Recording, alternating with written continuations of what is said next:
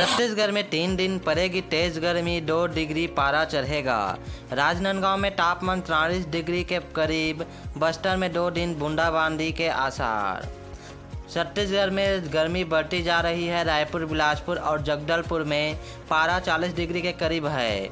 राजनांदगांव में गर्मी का असर ज़्यादा है। मंगलवार को यहाँ पारा 42 डिग्री के पार रहा।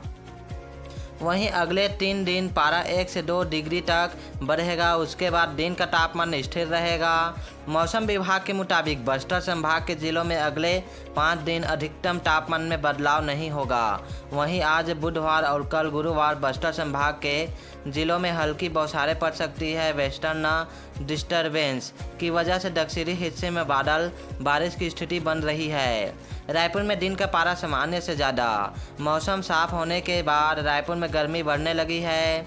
मंगलवार को सुबह तेज धूप रही। दोपहर 12 बजे के बाद चुभने वाली गर्मी महसूस हुई। अधिकतम तापमान 39.8 डिग्री रिकॉर्ड किया गया, जो सामान्य से 1.2 डिग्री ज़्यादा रहा। वहीं रात का पारा 26.7 डिग्री रहा।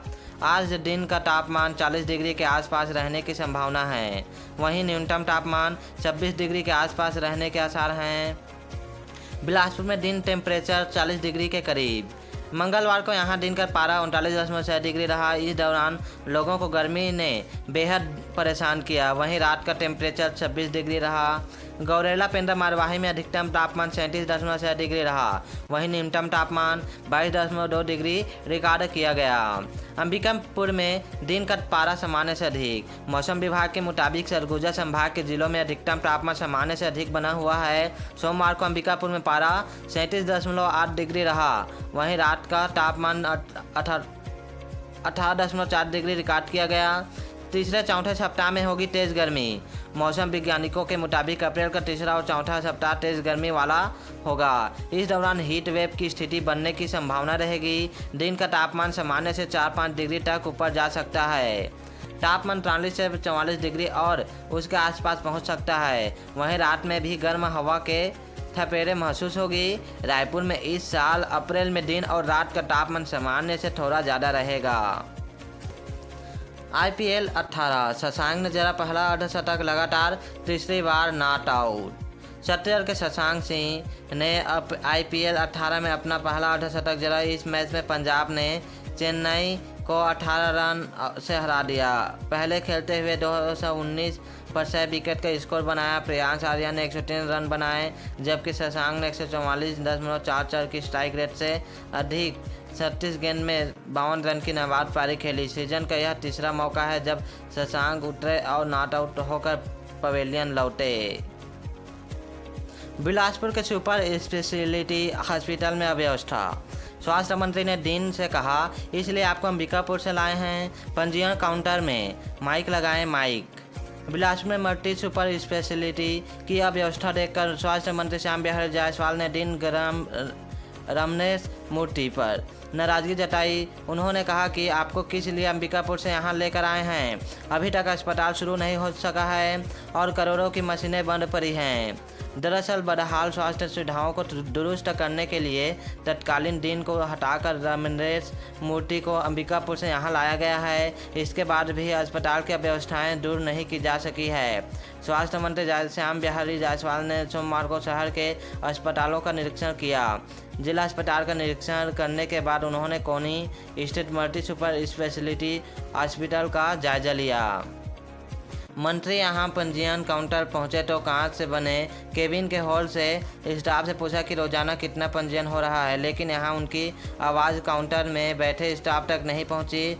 तब उन्होंने यहां माइक लगाए, माइक। पंजीयन काउंटर में लगेगा LED और माइक। इसके बाद बेलतरा विधायक सुशांत शुक्ला ने काउंटर के हॉल से बात की, तब आवाज़ अंदर पहुंची। इस पर स्वास्थ्य मंत्री ने कहा कि ऐसे में तो मरीजों को भी दिक्कत होती होगी, इसलिए यहाँ तुरंत माइक लगाने की व्यवस्था करें। पंजीयन काउंटर में ही मरीजों के परिजनों के मनोरंजन के लिए LED TV लगाने को कहा। मंत्री ने पंजीयन काउंटर में डिस्प्ले बोर्ड लगाने के निर्देश भी दिए, ताकि मरीजों को पता चल सके उनकी OPD कितने बजे और कौन से काउंटर में होगी। इससे मरीजों को परेशानी नहीं होगी और पंजीयन काउंटर में बैठे बैठे पूरी जानकारी मिलेगी। बेकार पड़ी हैं करोड़ों की मशीनें। निरीक्षण के दौरान पता चला कि जब मल्टी स्पेशलिटी अस्पताल शुरू हुआ, इसके पहले ही यहां मरीजों की सुविधाओं के लिए करोड़ों रुपए कीमती उपकरण लगाए गए हैं, लेकिन अस्पताल में टेक्नीशियन और स्टाफ की कमी के चलते यहां ब्लड सेंटर तक की स्थापना नहीं की गई है। इसे लेकर स्वास्थ्य मंत्री ने कड़ी नाराजगी जाहिर की। मरीजों के लिए जल्द शुरू करने को कहा आईपीडी।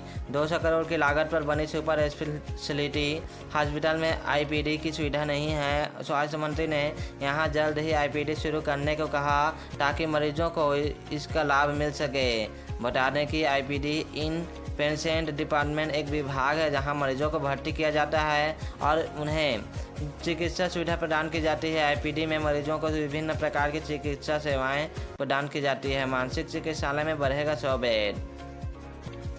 स्वास्थ्य मंत्री जायसवाल ने राज्य मानसिक चिकित्सालय सेंद्री का निरीक्षण किया। उन्होंने संवेदनशीलता के साथ मरीजों का इलाज करने को कहा। स्वास्थ्य मंत्री ने पूरे अस्पताल परिसर का बारीकी से निरीक्षण किया।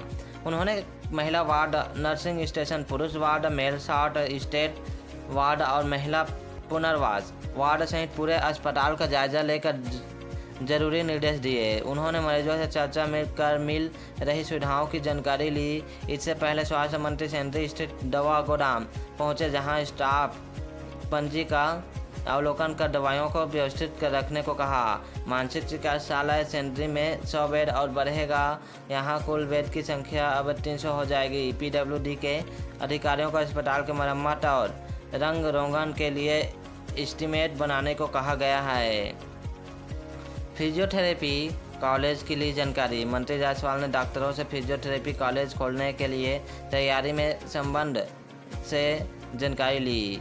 सिम्स की शासी समिति की बैठक में उन्होंने सुपर स्पेशलिटी हॉस्पिटल को बेहतर बनाने 27 करोड़ 90 लाख रुपए और सिम्स मेडिकल कॉलेज के लिए 1 करोड़ रुपए की स्वीकृति दी। उन्होंने मरीजों की सुविधा के लिए अस्पताल में वाटर कूलर और एसी की व्यवस्था करने को कहा। सिम्स 7 लाख से एसी एलएस एम्बुलेंस की भी मंजूरी दी। दिन ने बताया कि सिम्स अस्पताल में वर्तमान में 3 बीसी एलएस एम्बुलेंस हैं। स्वास्थ्य मंत्री ने सिम्स की बनने वाली नई बिल्डिंग की जगह देखी।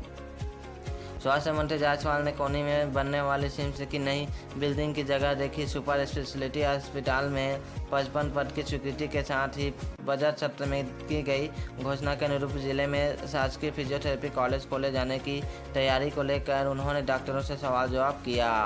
निर्माणाधीन कैंसर इंस्टीट्यूट का निर्माण जल्द पूरा करने के दिए निर्देश। स्वास्थ्य मंत्री कोनी में बन रहे कैंसर इंस्टीट्यूट भवन भी पहुंचे और इसका निर्माण जल्द करने के निर्देश दिए। उन्होंने बताया कि सिम्स का नया भवन भी इसी परिसर में बनेगा। राज्य सरकार द्वारा इसके लिए 700 करोड़ रुपए की स्वीकृति प्रदान की गई। स्वास्थ्य मंत्री ने जिला अस्पताल का भी निरीक्षण किया। उन्होंने पंजीयन, एनआरसी, ओपीडी सहित पूरे अस्पताल परिसर का जायजा लिया। लाखासार से आई मरीज से चर्चा कर सुविधाओं की जानकारी ली।